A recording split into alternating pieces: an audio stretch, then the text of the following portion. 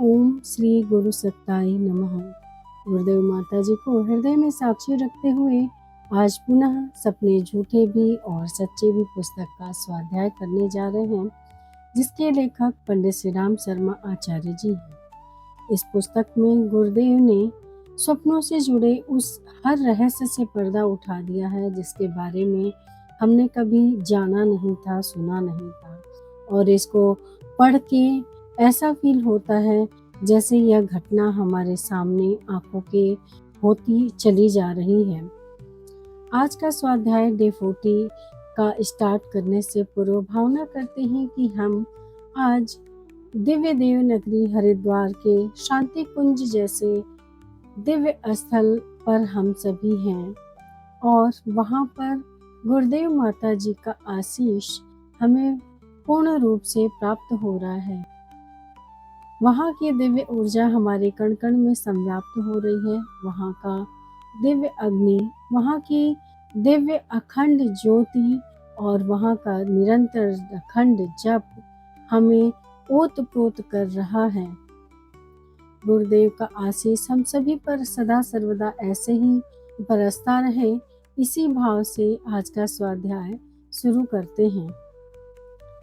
कल हमने पढ़ा था कि कैसे डॉक्टर वाल्टर फ्रैंकलिन प्रिंस को एक स्वप्न आया और उन्होंने उस स्वप्न में देखा कि एक महिला आती है और पत्रवाहिका को सजाए मौत दी जाए ऐसा पत्र उनको पकड़ाती है। जब वह उस महिला को देखते हैं तो ऐसा लगता है कि उसने उनकी उंगलियों को पकड़ा और चबा डाला। उनको बहुत ही दर्द होता है, वह नींद से उठ जाते हैं और यह बात जो है वहाँ अमेरिका की ही परा मनोविज्ञान शोध समिति की सदस्य किस्टवी को सुनाते हैं, तो उसने बस नोट कर लिया। अगले ही दिन उनको एक ऐसा खबर आता है कि एक महिला ने आत्महत्या कर ली है रेल की पटरी पर। जब यह समाचार देखा और उसके पास वो गए और वहाँ पे देखने के बाद पता चला कि उसके बैग पे और उसका जो नाम लिखा था सारा हैंड था। लेकिन जैसे ही उस महिला को उन्होंने देखा, वह स्वप्न से जुड़ी उस महिला का चेहरा बिल्कुल ही मिलता जुलता था। तब उनकी एक से एक कड़ी समझ में आ गई। यह जो स्वप्न में देखा उसी का ही यह प्रत्यक्ष रूप है। घटना थोड़ी अलग क्रम से हुई थी, लेकिन वह महिला वही थी। एक और घटनाक्रम के बारे में हमने पढ़ा था। जूलिमा, जिसके पति जो है कोसों मील दूर बैठे हुए थे, लेकिन उसने अचानक अपने स्वप्न में देखा जैसे वो अपने हाथ में टाई और कमीज लिए हुए और अपनी जूलिमा से कह रहे हैं कि मेरा सर बहुत फट रहा है, मेरा सर पकड़ लो। वह घबराई हुई से उठ गई। जब वह वहाँ उनके पास अगले दिन पहुंची तब उसने देखा कि उनके पति तो बिल्कुल सही सलामत है, लेकिन ऐसी ही अवस्था में एग्जैक्ट कोई और व्यक्ति उसी होटल में मरा हुआ था जहां पर कि इनके पति ठहरे हुए थे। एक और घटना के बारे में भी जिक्र किया था कल गुरुदेव ने, जो कि 12 वर्षीय बालिका थी। उसने ऐसा देखा कि उनके पिताजी, जो कि वह समुद्री जहाज में रहते थे और वहाँ का कार्य करते थे, वहाँ के कैप्टन थे, अचानक उनका जो है जहाज डूब गया है।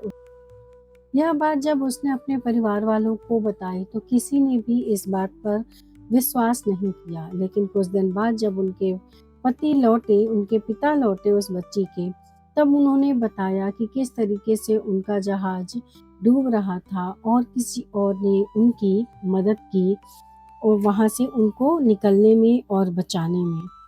आज आगे बढ़ते हैं। एक दुर्घटना की पूर्व सूचना। दुर्घटना तथा दुर्घटना हो जाने के निश्चित समाचार लगातार एक ही स्वप्न के 3 बार आने के रूप में मैनचेस्टर की ही एक स्त्री का अनूठा अनुभव है। तीनों बार स्वप्न में उसने देखा कि उसकी लड़की की मृत्यु मोटर दुर्घटना से हो गई है और प्रातःकाल सचमुच ही समाचार आ गया कि उसकी लड़की मोटर दुर्घटना में समाप्त हो गई है। एक ही स्वप्न की 3 बार पुनरावृत्ति द्वारा पहले दुर्घटना के भविष्य की रचना, दूसरी बार दुर्घटना एवं तीसरी बार दुर्घटना हो चुकने के बाद के समाचार से अवगत कराया गया था। स्वयं डॉक्टर फ्रायड ने अपनी पुस्तक इंटरप्रिटेशन ऑफ ड्रीम में एक अनूठी घटना से संबंधित स्वप्न के संबंध में लिखा है कि मेरे शहर में एक प्रतिष्ठित व्यक्ति के पुत्र का देहावसान हो गया। रात्रि में अंत्येष्टि संभव न होने के कारण प्रातःकाल करने का निर्णय लिया गया और 100 के चारों ओर मोमबत्ती जलाकर एक पहरेदार को छोड़कर मृतक का पिता अपने कमरे में जा सोया। नींद लगे थोड़ा ही समय हुआ होगा कि स्वप्न में उनका लड़का उनके सामने खड़ा होकर कह रहा था, क्या मेरी लाश को यहीं जल जाने दोगे? यह स्वप्न देखते ही उनकी नींद टूटी और उसने झांक कर देखा तो लाश वाले कमरे में प्रकाशित हो रहा था। वह वहां पहुंचा तो देखा कि पहरेदार सो गया है और मोमबत्ती गिर जाने से, कफन में आग लगने से लाश ही क्या, यह विलंब हो जाता तो मकान भी जल जाता। इस स्वप्न से फ्रायड को यह स्वीकार करना पड़ा कि स्वप्न जगत को दृश्य जगत एवं स्थूल वासना जन्य कल्पनाओं तक सीमित करना भूल ही होगी। हाँ, अक्षरशः सत्य निकलने वाले स्वप्नों की तह तक हम अवश्य ही नहीं पहुंच पाते।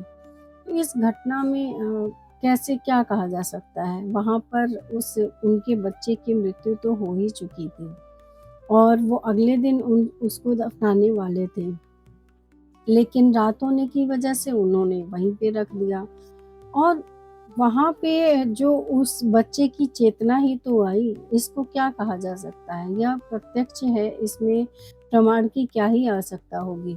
वह चेतना वहाँ पर उस समय भी विद्यमान थी, जो कि आकर अपने पिता को, क्योंकि अगर ऐसा हो जाता तो एक पिता को बड़ा ही दुख होता और उसने केवल अपनी लाश तो जलने से बचाया ही, लेकिन वो पूरा घर जल सकता था, कुछ भी हो सकता था, दुर्घटना कितनी बड़ी हो सकती थी जिसका अंदाजा नहीं लगाया जा सकता। तो इसको बचाने के लिए स्वप्न में वह बच्चा स्वयं आया और उसने अपने पिता से आग्रह किया और बताया कि ऐसी ऐसी घटना होने वाली है, क्या आप हमें यहीं जल जाने दोगे? भूतकाल में हुई घटनाओं के आभास कई बार स्वप्नों से मिलते हैं।